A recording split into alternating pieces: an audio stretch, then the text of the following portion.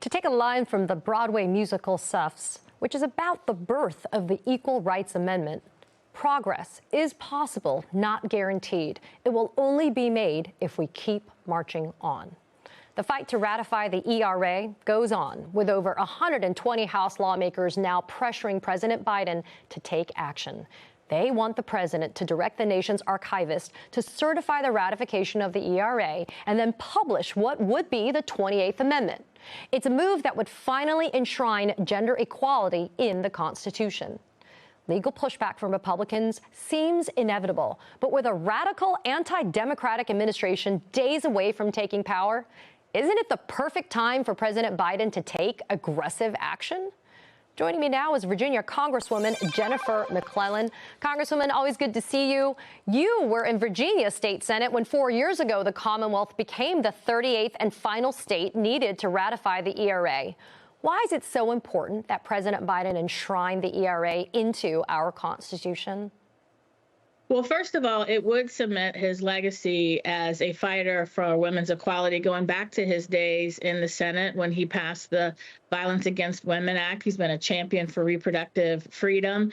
And now he can finish the job that was started over a century ago, that Virginia finished by becoming the 38th state to ratify the ERA. And now he can make sure that it is finally published. The text of Section 1 of that amendment, or proposed amendment, would say that equality of rights under the law shall not be denied or abridged by the United States or by any state on account of sex. What kind of massive roadblock would this serve against Republican attacks on not only abortion rights, but also LGBTQ+ rights?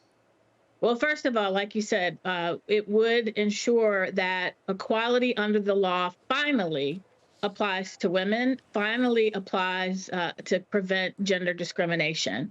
Women were not included in the Constitution when it was first written.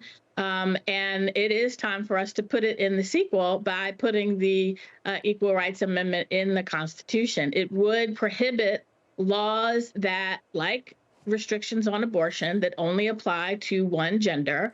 It would prohibit any gender discrimination at all against anyone for any reason. And it is past time that we do it. So there are critics that we have to acknowledge that are saying that this amendment would face legal pushback and fail because enough states didn't ratify it in time to meet a congressionally mandated deadline.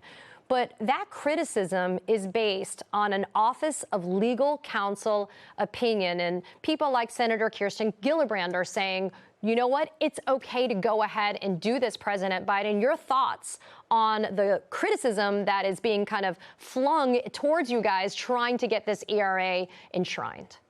Well, first of all, the so-called deadline itself is unconstitutional. Nothing in the Constitution authorizes Congress to put any additional requirements on constitutional amendments other than what's in the Constitution itself.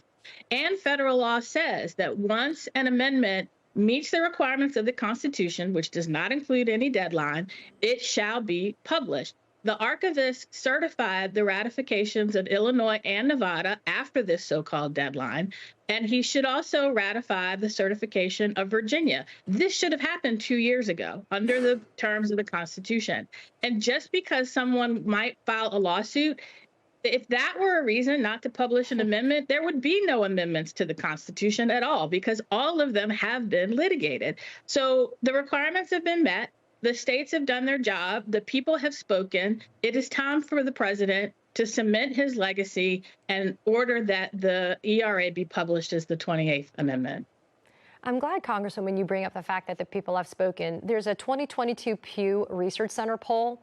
It found that 78% of Americans believe that the ERA should be a part of the United States Constitution. What kind of broad support are you seeing and you hearing being a part of the caucus, because you're co-chairing the caucus, to be able to get this into the 28th Amendment? I see broad support. I see across party lines, gender lines, generational lines. You know, when I led the fight in Virginia, it was part of a multi-generational coalition of women doing it. And what we found then was a lot of people thought the ERA was already the law, and we're like, they couldn't fathom the fact that it wasn't. And that's why it is so popular, is because people believe that you should not have discrimination on the basis of sex. It is past time that we pay attention to what Abigail Adams said to her husband when he went to the Constitutional Convention, and remember the ladies and give us equality under the law and make we, the people of this government, apply to everybody.